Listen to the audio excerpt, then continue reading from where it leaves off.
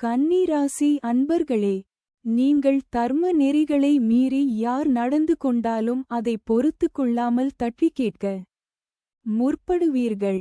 உத்தியோகஸ்தர்களுக்கு அலுவலகத்தில் நீண்ட காலமாக கேட்டு வந்த கடன் உதவிகள் இப்போது கிடைத்து வீடு கட்டும் திட்டம் நிறைவேறி புது வீடு புகும் விழா மேற்கொள்வீர்கள். அது உங்களை மகிழ்ச்சியில் ஆழ்த்தும். வியாபாரம் சார்பாக வெளியூர் அல்லது வெளிநாடு சுற்றுப்பயணம் நேரலாம். பார்க்க வேண்டிய நபர்களை சந்திப்பீர்கள். அவர்களால் தங்களுக்கு அதிக முதலீடுகள் கிடைக்கும்.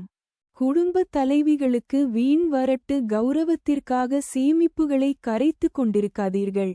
பிள்ளைகளை வளர்க்கும் போது அவர்களை அன்பையும் கண்டிப்பையும் சரிசமமாக கொடுத்து நல்ல அறிவுரை தருவதால் அவர்கள் நல்வழியில் செல்வர்.